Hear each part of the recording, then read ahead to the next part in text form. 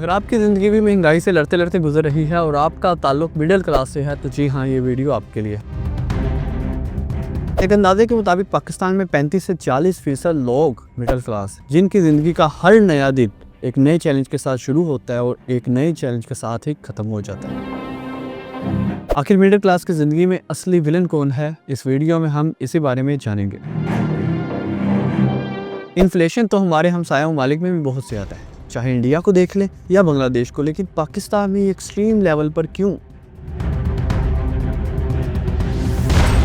दूसरे ममालिक का फोकस लोकल मैन्युफैक्चरिंग पे होता है, जबकि पाकिस्तान का टैक्सेस पे और इंपोर्ट पे। और अगर कोई लोकल मैन्युफैक्चरिंग स्टार्ट कर भी दे तो उस पर लगा दिए जाती हैं टैक्स। और जो आम आवाम पे, जो मिडिल क्लास फैमिलीज़ पे टैक्स लगते हैं वो टैक्स हैं जो इनडायरेक्ट टैक्स हैं। इनडायरेक्ट टैक्स कौन से हैं? मसलन पेट्रोल की कीमतों में इजाफा हो गया, जो कि आए दिन पाकिस्तान में होता ही रहता है। उसके बाद जो इजाफा हुआ उससे खाली आपकी ट्रांसपोर्ट महंगी नहीं हुई, पेट्रोलियम मसनूआत की कीमतों में इजाफे की वजह से ट्रांसपोर्ट से जुड़ा हर बिजनेस महंगा हो गया। उसमें महंगाई आ गई, महंगाई का तूफान आ गया, उसमें टैक्स लग गए।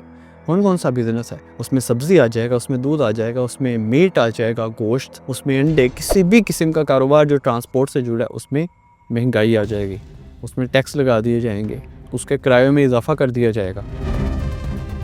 लेकिन कुछ ही अर्सा बाद आवाम को लॉलीपॉप देने के लिए पेट्रोलियम मसनूआत की कीमतों में इतनी सी कमी कर दी जाती है। उस कमी होने के बाद उससे जुड़ी ट्रांसपोर्ट से जुड़ी जितनी भी चीज़ें महंगी हुई थी वो कम नहीं होती, बल्कि पेट्रोल कम होने की वजह से टैक्सेस में मज़ीद इजाफा हो जाता है। बिजली के बिल में टैक्स, गैस के बिल में टैक्स, पानी के बिल में टैक्स, और इवन सोलर पैनल में टैक्स। कुछ इंपोर्ट करना है तो टैक्स, कुछ एक्सपोर्ट करना है तो टैक्स, कुछ ख़रीदना है तो टैक्स, कुछ ख़रीदने के लिए तनख्वाह मिलनी है तो उसमें से टैक्स, और कुछ बेचना है तो उसमें फिर से टैक्स।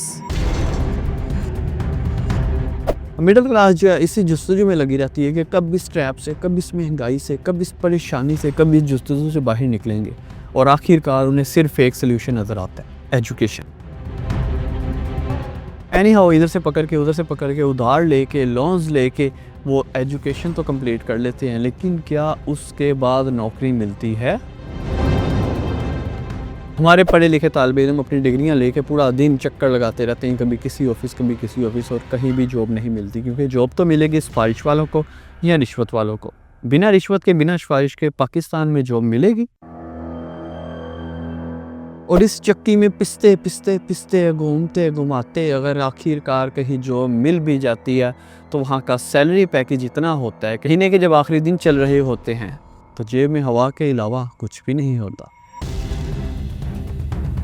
लेकिन सवाल ये पैदा होता है कि इस ट्रैप से निकला कैसे जाए।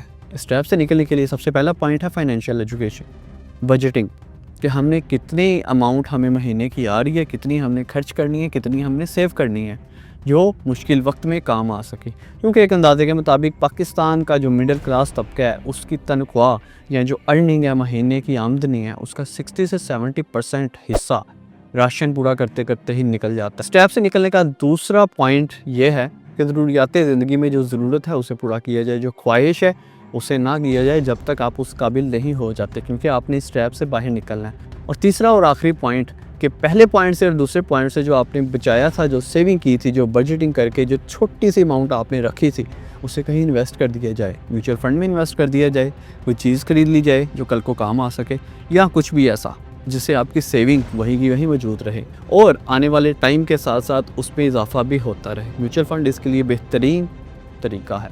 और पाकिस्तान में तो म्यूचुअल फ़ंड बड़े पड़े हैं, इंशाल्लाह म्यूचुअल फ़ंड पे भी एक वीडियो लाजमी बनाएंगे। और अगर आपको वीडियो अच्छी लगी तो चैनल को सब्सक्राइब करें, लाइक करें। इंशाल्लाह एक और वीडियो के साथ फिर से हाजिर होंगे। अल्लाह के बाद।